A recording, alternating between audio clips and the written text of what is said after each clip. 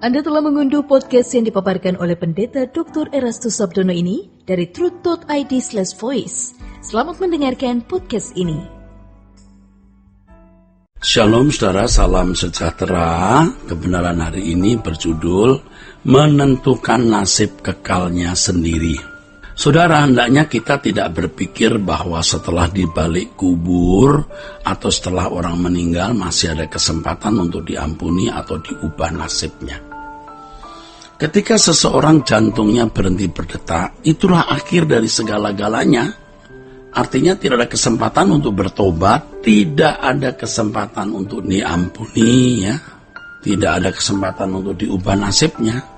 Udah. Tidak ada kesempatan untuk diperbaharui, tidak ada kesempatan untuk berrekonsiliasi atau berdamai dengan Allah. Saudara harus ingat, tidak ada manusia sehebat apapun di bumi ini yang dapat mengubah nasib kekalnya.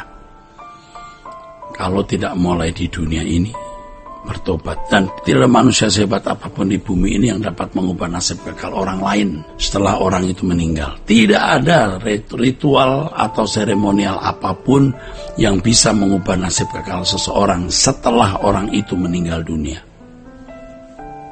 Tidak ada amal kebajikan sehebat apapun yang dapat mengubah nasib kekal orang lain yang sudah meninggal. Itulah sebabnya firman Tuhan mengatakan agar umat mencari Allah selagi ada kesempatan atau selagi Allah dapat ditemui. Allah memang panjang sabar, tapi ingat ya, panjang, bukan tidak terbatas. Ketika seseorang meninggal, itulah batas kesabaran Allah.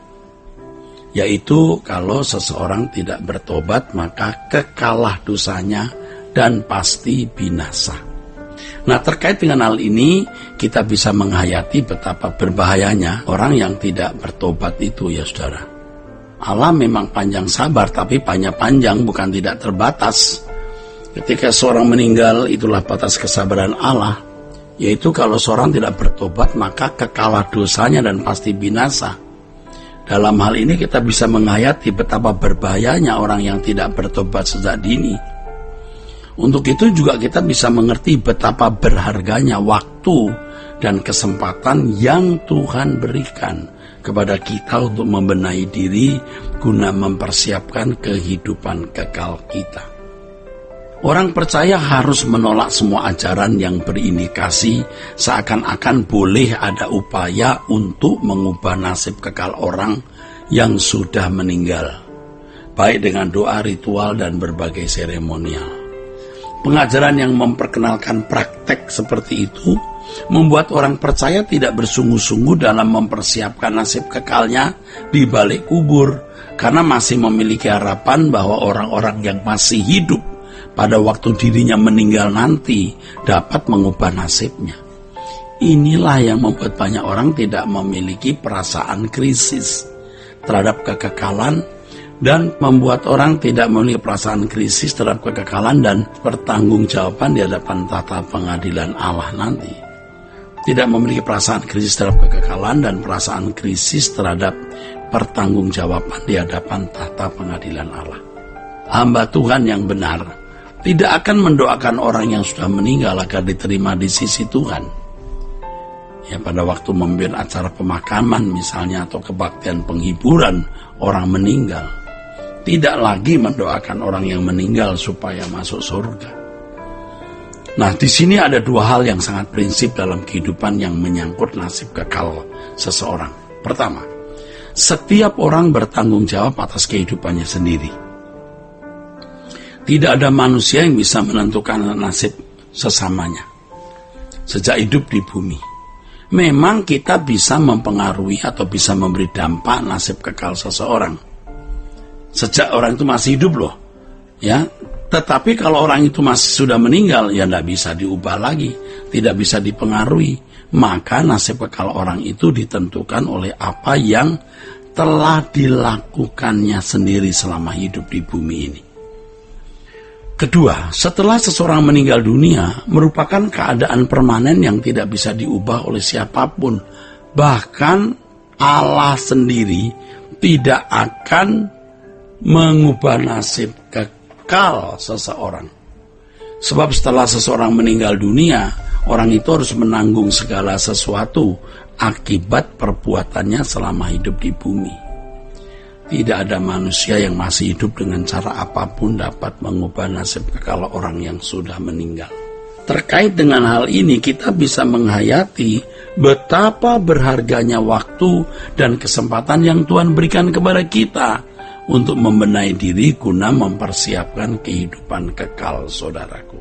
Saudaraku, realitas nasib kekal seseorang mestinya menggetarkan jiwa kita dan membuat kita untuk segera bebenah diri agar kita bisa memetakan nasib kekal kita sejak sekarang ini. Kita harus bangkit dari ketertiduran kita atau ketidaksadaran kita, terhubung dengan segala kenikmatan hidup yang diberikan dunia kepada kita. Harus bangkit dari ketiduran kita, ketidaksadaran kita, berhubung dengan segala kenikmatan hidup yang diberikan dunia kepada kita. Kuasa kegelapan berusaha agar orang-orang Kristen terlena dengan keindahan dunia dan segala hiburannya, saudara, sehingga tidak mempersiapkan diri menghadapi kekekalan yang dahsyat. Kenyataan yang dapat kita saksikan hari ini betapa berhasilnya iblis mengecoh manusia sehingga mereka benar-benar terlena dan tersandera oleh kuasa gelap, serta tergiring ke dalam kegelapan abadi, saudara. Nah, terkait dengan hal ini kita bisa menghayati betapa berharganya waktu dan kesempatan yang Tuhan berikan untuk membenahi diri guna mempersiapkan hidup kekal. Ini waktu dan kesempatan itu tidak bisa dihargai dengan uang, tidak ternilai, saudaraku. Banyak orang Kristen yang tidak menyadari hal ini, bahkan tidak sedikit para rohaniwan atau pendeta juga tidak mengingatkan jemaat mengenai hal yang sangat krusial ini. Kegiatan pelayanan seringkali hanya menyentuh masalah-masalah pemenuhan kebutuhan jasmani, seperti mujizat, pelepasan kutuk kemiskinan, dan berbagai penyelesaian masalah dunia fana, tetapi tidak memperkarakan nasib kekal di belakang kubur. Sehingga tidak sedikit khotbah yang disampaikan di mimbar-mimbar gereja yang kualitasnya tidak jauh berbeda dengan para motivator dunia atau motivator sekuler. Tidak beda, semua masih berorientasi pada kehidupan hari ini.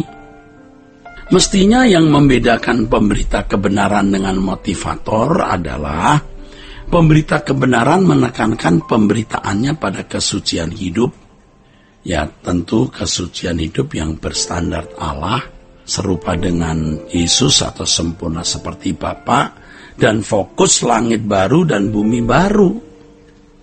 Tapi motivator pasti orientasinya hanya dunia hari ini, saudaraku.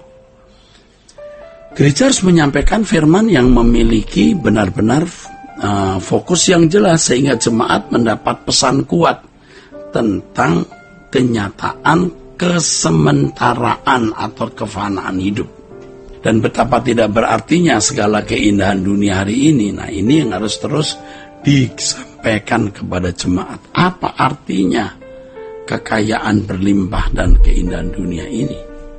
Dengan demikian jemaat dapat mendahulukan kerajaan Allah dan kebenarannya. Jemaat dapat memfokuskan diri pada perkara-perkara yang di atas, bukan yang di bumi. Karena memang orang percaya bukan berasal dari dunia ini. Jadi saudara harus ingat, setiap orang bertanggung jawab atas kehidupannya sendiri.